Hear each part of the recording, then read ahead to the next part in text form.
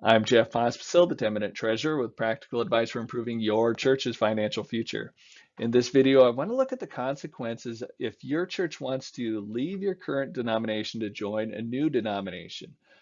This is going to be a little bit more general than the one I did earlier, which was the United Methodist disaffiliating, because there's a specific process for that, and I'll include a link to that in the description. But what are those lesser known costs and benefits if you want to leave your denomination to join a new one? Before I go into those, I want to mention I'm against a church going independent. I don't think it's biblical.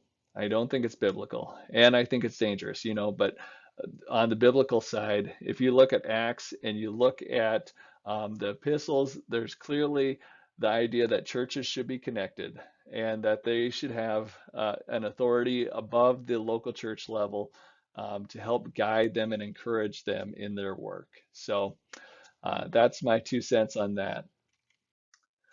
So the first cost you're going to bump up against is going to be all the legal work. And this is going to be intimidating, kind of overwhelming, because we just don't think about it that often. And it's amazing how much that affects all of our work.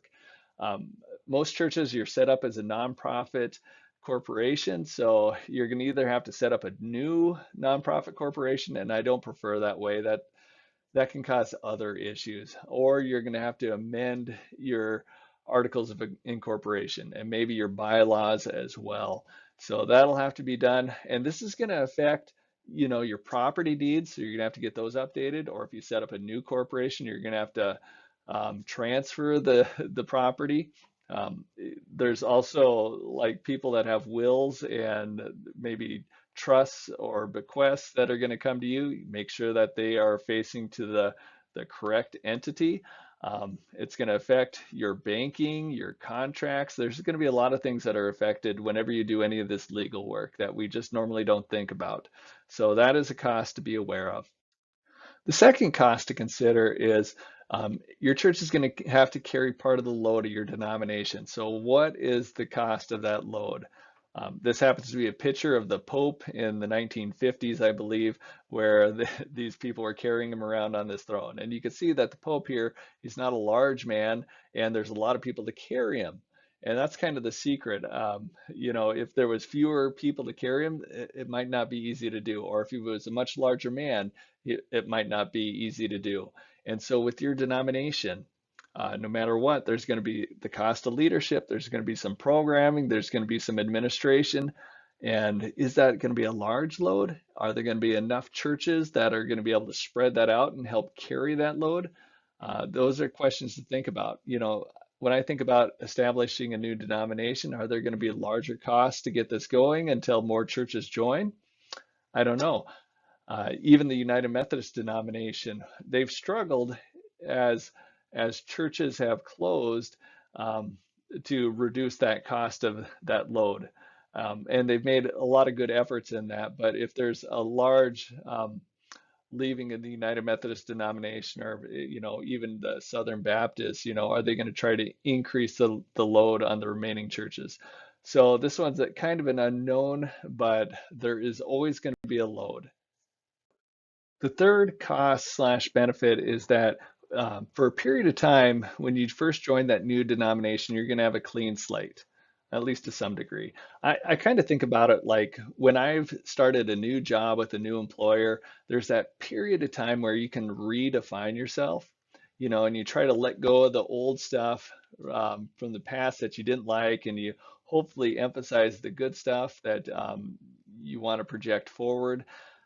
But also there's some limitations there because you are who you are. There's only so much you can do.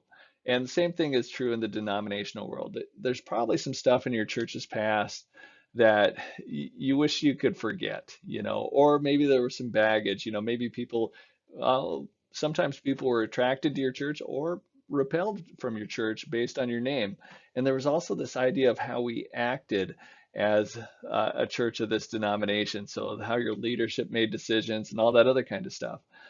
So when you're going to go into that new denomination, there's going to be that time when you can redefine yourself.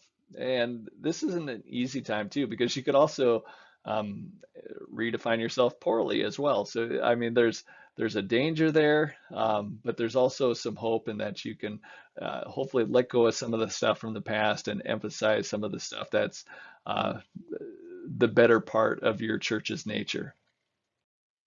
The fourth one relates to those churches that are leaving as part of a denominational split. A lot of times when a denomination splits, there's a primary issue, and there's a chance that your church will be defined by that single issue if you join a new denomination as a result of a split. I think of the Free Methodists. Part of the reason they're called the Free Methodists is because they broke away from the Methodist denomination because they didn't think you should be selling pews. You should not be able to rent your favorite pew. They should all be free to anybody. In North Dakota, we got a great example, and this guy is Howard Henry. And I think he was around the 1950s or so, where he pushed and successfully got rid of parking meters in North Dakota. And I think North Dakota is the only state without parking meters. And to this day, 2 generations later, his family members are still kind of defined by Howard's legacy on this single issue. So in a denominational split, think about it. Are you comfortable with your church being defined by the single issue? So that's going to could be positive or negative. The last cost that I want to bring forward is that there's going to be a cost in broken relationships. There's going to be a number of people, a percentage of people in your church that are not going to be willing to be part of the new denomination, and they're going to find a new church home. There's also going to be people, especially church leaders and pastors, that had friends and colleagues in other churches that are going to stay with the old denomination. And we might intend to stay well connected, but I would bet that 9 out of 10 of those relationships are going to minimize and maybe even disappear over time. So that is going to be another cost that you're going to have to think about. Leaving a denomination is never an easy thing. It reminds me a lot of leaving a church. You look at the positive, but you got to remember that there's some huge costs as well that you need to factor in, and a lot of those costs aren't even monetary. So I want people to be aware of some of the issues that they're going to face, and hopefully that will help them as they plan for their future. So again, this is a ministry of the Dakotas Conference of the United Methodist Church, as well as the Dakotas United Methodist Foundation. All right. God bless you.